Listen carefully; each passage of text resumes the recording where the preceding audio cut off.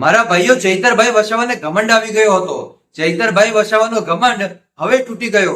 7 વર્ષની જેલ થઈ ગઈ. ભાઈ આવું જ્યાં મોદીજીએ કેવું કીધું, ભાઈ 7 વર્ષની સજા ફટકારી નાખવામાં આવે.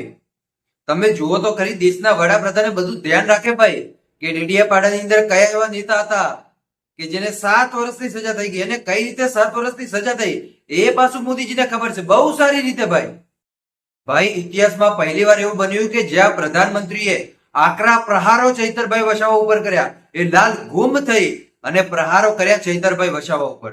ભાઈ ઇતિહાસમાં પહેલીવાર આપણને આવું જોવા મળ્યું ભાઈ કે મોદીજીના પ્રહારથી ચૈતરભાઈ વસાવા પણ જેલમાં રડી પડ્યા.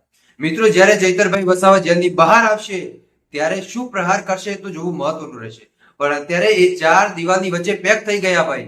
અત્યારે એમને 7 વર્ષની સજા ફટકારી નાખવામાં આવી. ચૈતરભાઈ વસાવા અત્યારે જેલની અંદર બેઠા છે ભાઈ.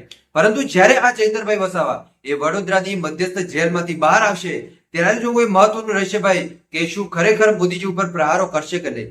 આ પહેલા પણ એમને કહ્યું હતું ભાઈ નર્મદાની ધરતી ઉપરથી કે મારી સામે મોદીને લાવો, મારી સામે રાહુલ ગાંધીને લાવો કે મુમતાજ પટેલને કે ગમે તે હોય ભાઈ, કે તમે મારી સામે ગમે નેતાને લાવો, પણ ભાઈ આદિવાસી સમાજની સામે મને કોઈ નહીં હરાવી શકે ભાઈ. તો તમે વિચાર કરો કે નેતાને કેટલો બધો વિશ્વાસ હશે પોતાની સમાજ ઉપર ભાઈ કે એ જાહેર સ્ટેજ ઉપરથી આવું કહી શકે. અને ક્યાંક ને ક્યાંક મોદીજીએ જે પ્રહારો કર્યા, હવે તો ભાઈ ચૈતરભાઈ વસાવા પણ ગુસ્સે થઈ ગયા. અને હવે જયારે જેલની બહાર નીકળશે ત્યારે જોવું મહત્વનું રહેશે કે જેલમાંથી શું કહેશે ભાઈ. તમને શું લાગે મિત્રો, એકવાર કમેન્ટ કરીને જરૂર બતાવજો.